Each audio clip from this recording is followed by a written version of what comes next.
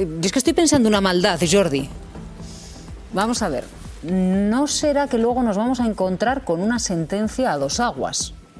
Es decir, una sentencia, pongamos, en la que el Tribunal Supremo diga: vamos a declarar inocente al fiscal general del Estado, aunque tenemos dudas razonables de su posible implicación a la hora de filtrar este correo.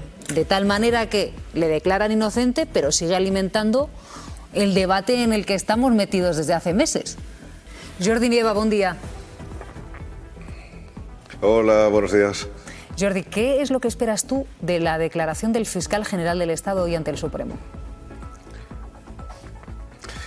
Bien, pues una declaración verdaderamente informada, es decir, de alguien que ha vivido en primera persona los hechos, de alguien con experiencia, digamos, en materia judicial, que ha visto miles de declaraciones y practicado miles de declaraciones, y en definitiva la declaración de alguien que tiene absolutamente pensado lo que va a decir y en definitiva cómo va a responder a las preguntas que se le formulen, por mucho que hay algunas que quizás no se espere, pero vamos, no espero en definitiva tremendas revelaciones más allá de lo que ya se dijo en fase de instrucción, salvo que haya alguna sorpresa, evidentemente. ¿El Jordi puede declarar desde el estrado o desde el banquillo? ¿Qué diferencia hay entre las dos posiciones?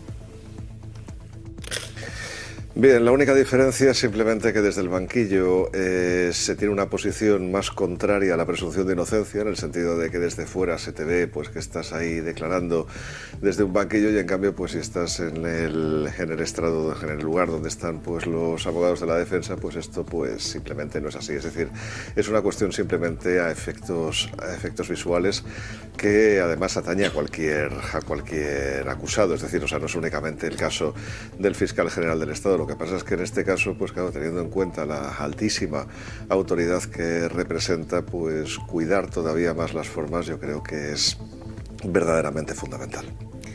Vamos a abundar un poquitito en la declaración de los periodistas que vimos ayer ante el Tribunal Supremo, compañeros que desvincularon al fiscal general del Estado de la filtración. Ellos tuvieron, decían, ese email mucho antes y Álvaro García Ortiz no fue su fuente. Nuevo desfile de periodistas ante el Supremo. Ninguno señala al fiscal general como fuente del correo por el que se le investiga. ¿Esa fuente a la que está usted haciendo referencia es el fiscal general del Estado? No. El periodista de la SER fue el primero en publicar extractos del email en el que el abogado de González Amador reconoce el fraude fiscal. A las 2:00 de la tarde, hablo con una persona por teléfono a la que llamo y le comento si era cierto esto, si era verdad que la pareja que la agencia tributaria le debía 600.000 euros a la pareja de Ayuso. Me dijo, no solo no es cierto, sino que es todo lo contrario. Vente y te lo enseño.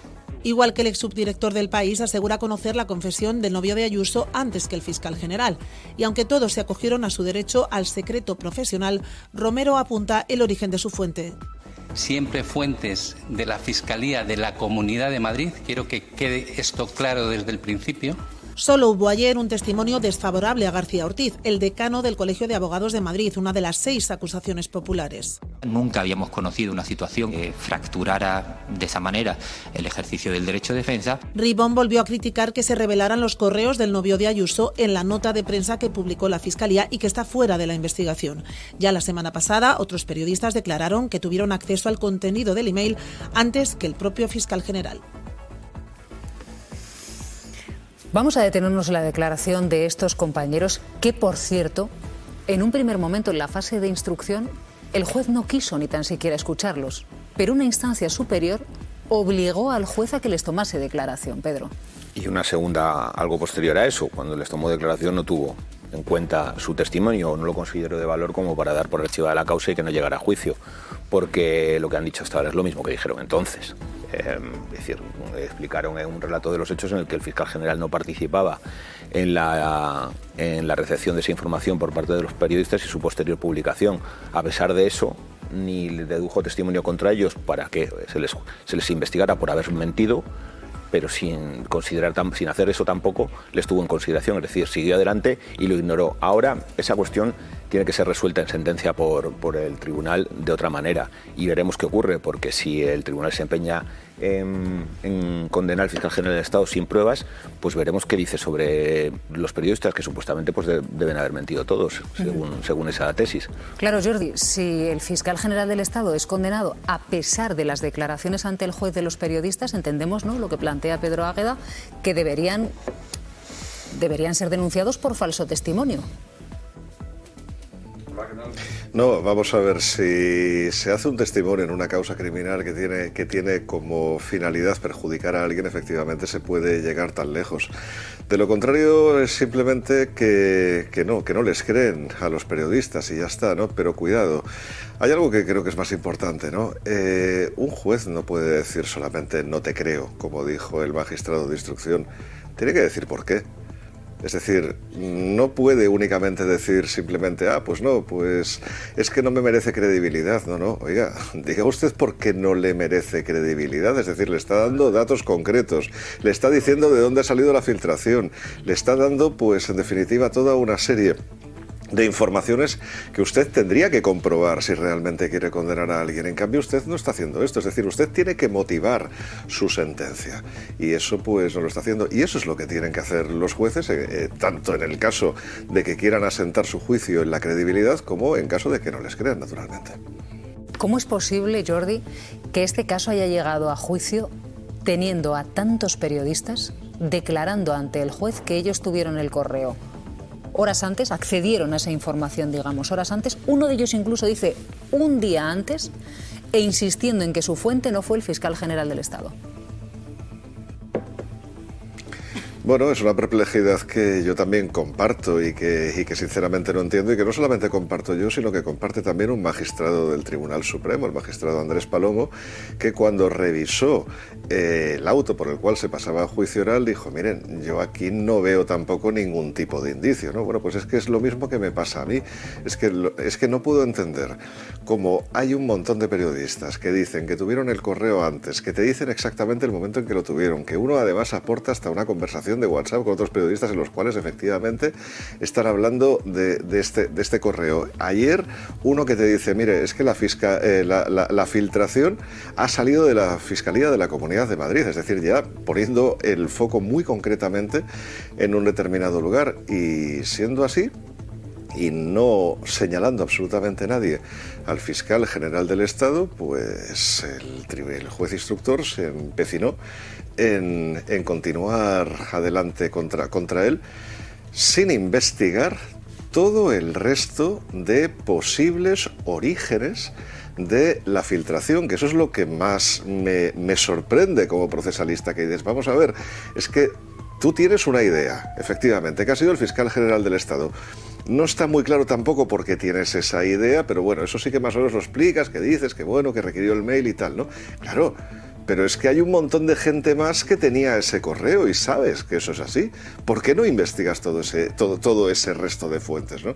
Y eso es una cosa que de verdad que ha quedado completamente en el vacío, y bueno, y espero que la sentencia, pues, o bien, precisamente gracias a estos argumentos, confirme la absolución del fiscal general del Estado, o en caso de condena, no sé exactamente cuál va a ser su base, porque esta que acabo de decir, desde luego, no puede ser.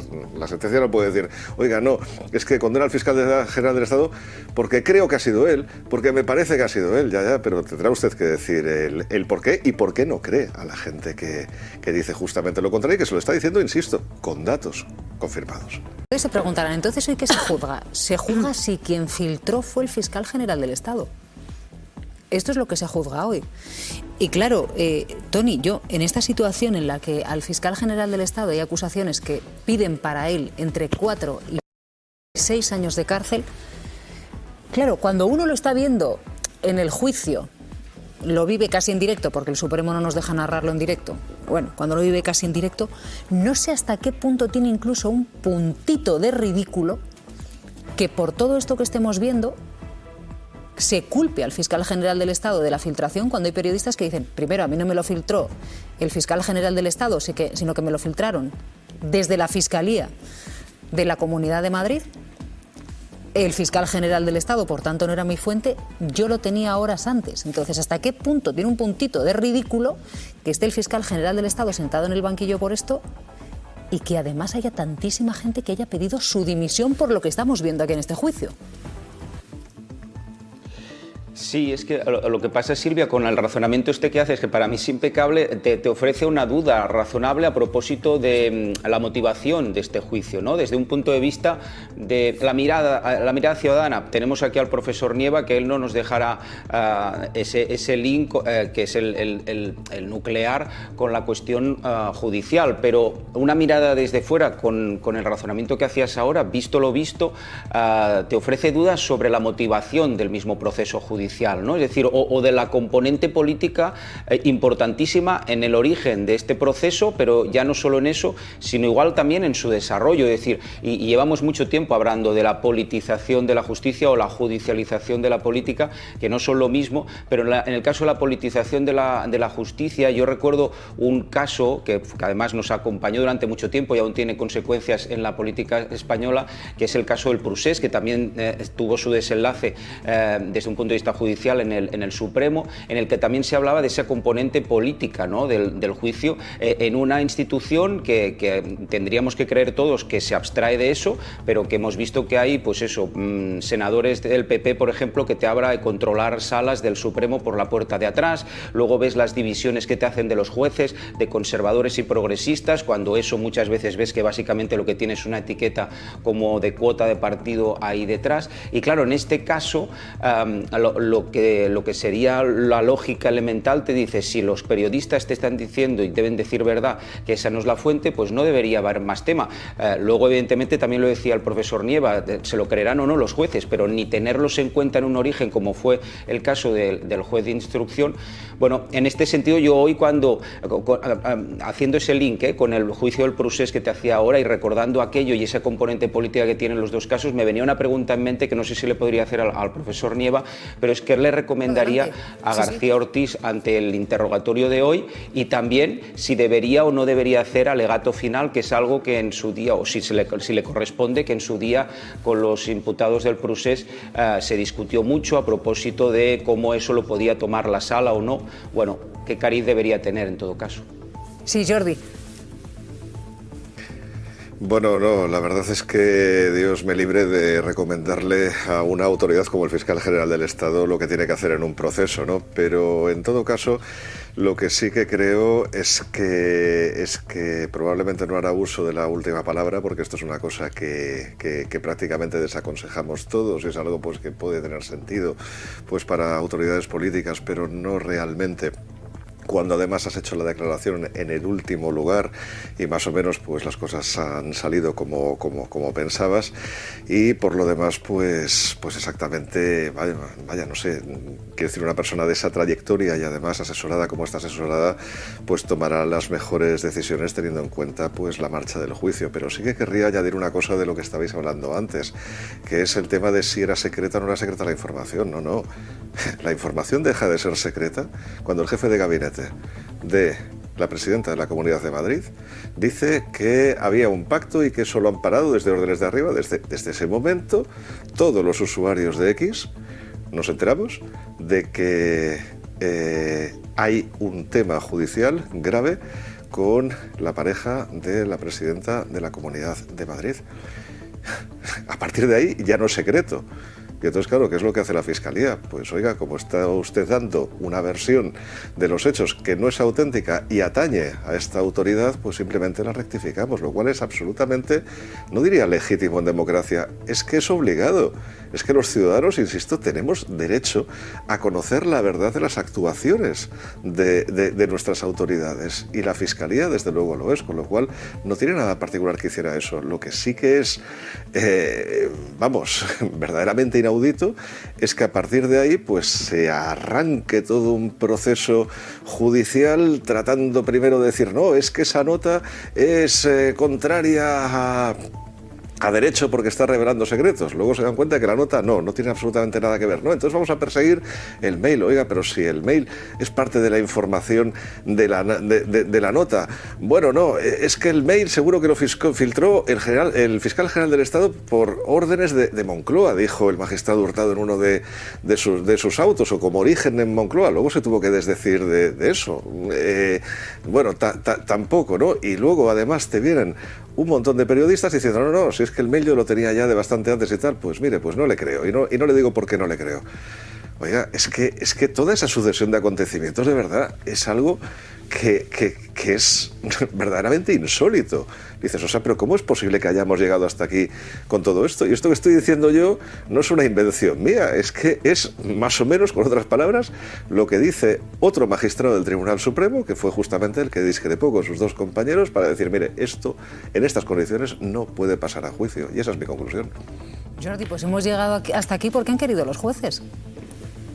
Quiero decir, aquí ha habido un proceso con su instrucción y el juez ha dicho, oiga, pues yo veo un delito y hay que sentar al fiscal general del Estado en el banquillo, y ha tomado esa decisión teniendo en cuenta que estaba tomando una decisión histórica. Es decir, estamos aquí porque es verdad que eso es una pregunta que está sobrevolando en el ambiente, pero si hemos llegado hasta aquí, Jordi, es porque lo han decidido los jueces. Sí, y yo en este sentido la verdad es que creo que de cara al futuro, con independencia del destino de este caso, hay que ser un poquito más cauteloso con determinadas acusaciones y determinadas investigaciones, y sobre todo de cómo se hacen. Esto de entrar ahí la policía, hoy van a aclarar, ¿no?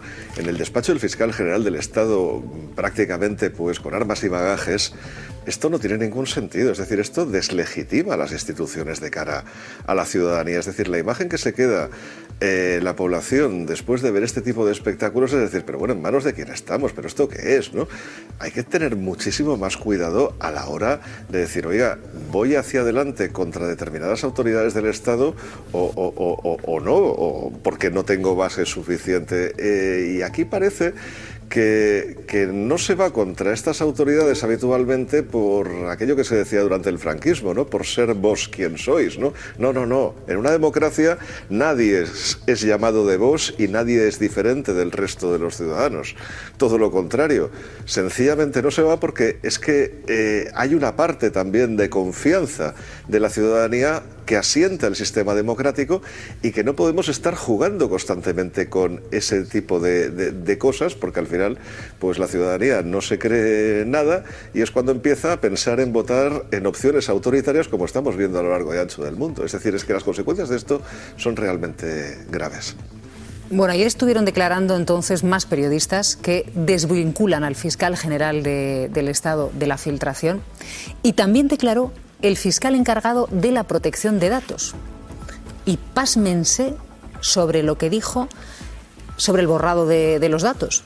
Dice que cuando el fiscal general del Estado piensa que datos personales pueden acabar en manos que no deben, no es que deba borrarlos. El Ministerio, el usuario correspondiente, no confía en que esos datos personales no vayan a ser adecuadamente borrados o suprimidos, tiene la facultad, cuando reclama otro y ese dispositivo está en desuso, de destruirlos. Yo no sé qué autoridad podía sustituir al fiscal general en reclamar la documentación necesaria para desmentir el bulo que estaba acusando a él mismo de dar unas instrucciones que eran falsas, claro, para retirar un supuesto acuerdo falso, ofrecimiento de pacto con el señor González Amador, cuando había sido al revés. Es decir, yo creo que es que no había otro remedio que es que el fiscal y sus subordinados trasladaran su instrucción de recabar esa información para poder desmentir algo que sí que estaba dañando a la institución. En cuanto a la instrucción del caso, yo creo que esto es la historia de una desproporción, de una grandísima desproporción, y eso es lo que nos hace sospechar sobre sus verdaderas motivaciones. Entre los años 2012 y 2016, durante el primer gobierno de Mariano Rajoy, se produjeron unos hechos gravísimos en las instituciones del Estado. En el Ministerio de Interior, que es una institución, se puso a disposición de un partido político y de unas siglas que gobernaban recursos humanos y materiales, funcionarios con placa y pistola, para atacar con ilegalidades a la oposición democrática, a los independentistas, a Podemos, para intentar sabotear el caso de corrupción que afectaba al Partido Popular también. Medios de comunicación publicaron en sus portadas informes, pseudoinformes de aquellos policías falsos, sin membrete, sin sello ni firma. A diferencia de lo que ocurre con esta información, con este correo electrónico, que es verdad, que era una información veraz, aquello era falso. Nunca se investigó como algunos de esos dosieres, que sabemos perfectamente que salieron de despachos oficiales, aquello nunca se investigó. Por eso, ese interés por crear una causa por la publicación de una información veraz, que además era útil para salvaguardar el nombre de la institución, de la Fiscalía, y además que los ciudadanos tuvieran ese derecho a la información que consagra la Constitución, llama poderosísimamente la atención, ya más cuando la instrucción se desarrolla con medidas como las de entrar en el despacho de una institución del Estado, del fiscal general, para requisarle el teléfono móvil como si fuera un narcotraficante, y además con una orden de que se analice un periodo de tiempo enorme donde en ese teléfono móvil se guardan un montón de secretos de Estado, que es normal, como ayer afortunadamente explicó el responsable de protección de datos de la Fiscalía, que hubiera borrado. Yo es que estoy pensando una maldad, Jordi. Vamos a ver, ¿no será que luego nos vamos a encontrar con una sentencia a dos aguas? Es decir, una sentencia, pongamos, en la que el Tribunal Supremo diga: vamos a declarar inocente al fiscal general del Estado, aunque tenemos dudas razonables de su posible implicación a la hora de filtrar este correo, de tal manera que le declaran inocente, pero sigue alimentando el debate en el que estamos metidos desde hace meses.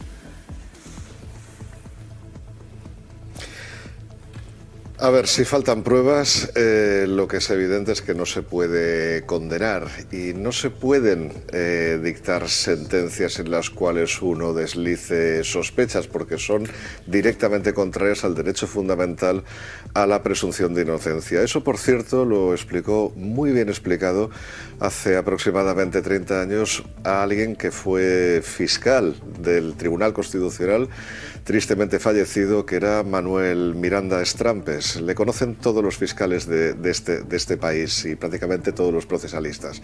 Y él lo dijo eso: no se puede dictar una sentencia en la cual, aunque absuelves, deslizas tus sospechas de que algo ha ocurrido. No, las dudas sobre lo que ha ocurrido siempre tienen que bascular en favor del reo. Siempre. No te deja otra opción la presunción de inocencia. Por tanto, incluso haciéndose una sentencia en estos términos, desde el punto de vista jurídico no hay ninguna duda, y el punto de vista periodístico debería reflejar este punto de vista jurídico, porque estamos hablando nada más y nada menos que del respeto a un derecho fundamental, y eso no admite matices, y hay que comunicarlo así a la ciudadanía.